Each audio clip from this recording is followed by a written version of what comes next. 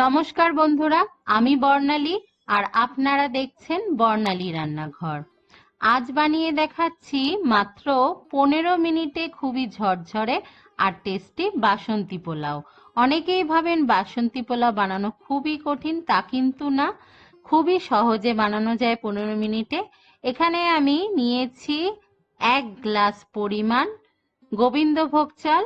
গোবিন্দভোগ চাল না পেলে চিনি গুঁড়া চাল অথবা জিরা সাম্বা রাইস ব্যবহার করতে পারেন।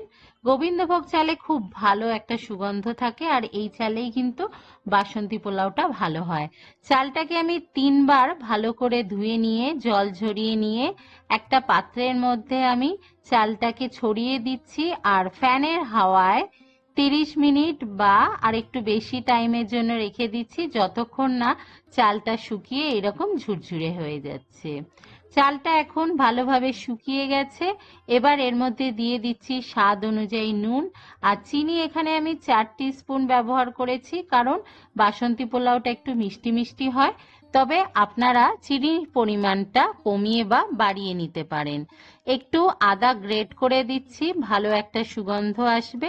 আর হলুদ গুঁড়ো ব্যবহার করেছি খুবই অল্প পরিমাণে, বেশি হলুদের দরকার নেই, কারণ এটা ডিপ হলুদ কালারের হয় না, বাসন্তী কালারের হয়। আর দিয়ে দিচ্ছি পরিমাণ মতো ঘি। ঘিটা একটু বেশি দিতে হবে। আর ভালো পোলাও রান্নার জন্য তেল ব্যবহার করবেন না, তাহলে টেস্টটা ভালো হয় না। আমি পুরো পোলাওটাই ঘি দিয়ে করছি আর ঘিটা একটু বেশি পরিমাণে দিতে হবে। ঘি দিয়ে এবার চালটাকে খুব ভালো করে মাখিয়ে নিয়ে রেখে দিতে হবে কমপক্ষে 30 মিনিটের জন্য। এইভাবে ম্যারিনেট করে নিয়ে পোলাও রান্না করলে পোলাওয়ের টেস্টটা ভালো হয় আর খুবই ঝরঝরে হয়। আর গোবিন্দভোগ রাইস কিন্তু কোনোভাবে ভিজিয়ে রান্না করবেন না, ধুয়ে শুকিয়ে নিলে চালটা ফুলে ওঠে আর ঝরঝরে হয়। এবার একটা কড়াই গরম করে দিয়ে দিলাম আবারও ঘি। ঘিয়ের পরিমাণটা বলছি না, নিজেদের পরিমাণ অনুযায়ী ঘিটা ব্যবহার করবেন। কয়েক টুকরো ছোট এলাচ, লবঙ্গ, দারচিনি আর তেজপাতা দিয়ে দিচ্ছি। ফোড়নটাকে ভেজে নেওয়ার পরে দিয়ে দিতে হবে সেই আগে থেকে ম্যারিনেট করে রাখা চালটা। আর মিডিয়াম ফ্লেমে চালটাকে ভাজতে হবে। আর চালটা দেওয়ার আগে আমি একটু কাজু কিশমিশ দিয়ে দিয়েছি। কাজু কিশমিশটা বেশি ভাজার দরকার নেই, কিশমিশটা ফুলে ওঠার পরেই এর মধ্যে সেই ম্যারিনেট করে রাখা চালটাকে দিয়ে দিচ্ছি। মিডিয়াম ফ্লেমে চালটাকে ভেজে নেব, খুব বেশি ভাজবো না। মোটামুটি 2 থেকে 3 মিনিট চাল ভেজে নিলেই ভাজা হয়ে যাবে। চালটাকে ভালো করে ভেজে নেওয়ার পরে এর মধ্যে আমি নর্মাল ঘরে যে রুম টেম্পারেচারে জল থাকে সেই জলই ব্যবহার করছি, গরম জল ব্যবহার করছি না।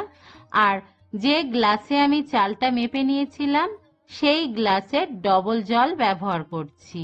মানে 1 কাপ চাল যদি নেন তো 2 কাপ জল দেবেন। আমি এখানে 1 গ্লাস চাল নিয়েছি, তাই 2 গ্লাস জল ব্যবহার করছি। আর জলটা কিন্তু গরম না।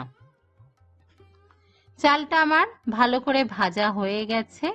এবার এর মধ্যে আমি জল দিয়ে দিচ্ছি আর জলটাকে একটু ফোটার জন্য অপেক্ষা করতে হবে, তারপরেই কিন্তু ঢাকা চাপা দিতে হবে। আমি ফ্লেমটাকে কিন্তু হাইয়ে রাখিনি, আমি মিডিয়াম ফ্লেমেই কিন্তু রান্নাটা করছি। জলটা দিয়ে দিচ্ছি।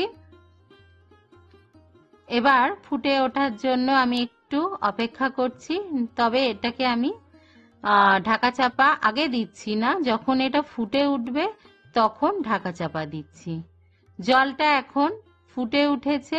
এবার ফ্লেমটাকে আমি একেবারে লো করে দিয়ে আমি ঢাকা চাপা দিয়ে রাখছি প্রায় 8 মিনিটের জন্য। 10 মিনিটের বেশি কিন্তু লো ফ্লেমে রাখার কোনোই দরকার নেই, তাহলে কিন্তু পোলাওটা নরম হয়ে যাবে। আমি 8 মিনিট পরে ঢাকাটা খুলে নিলাম।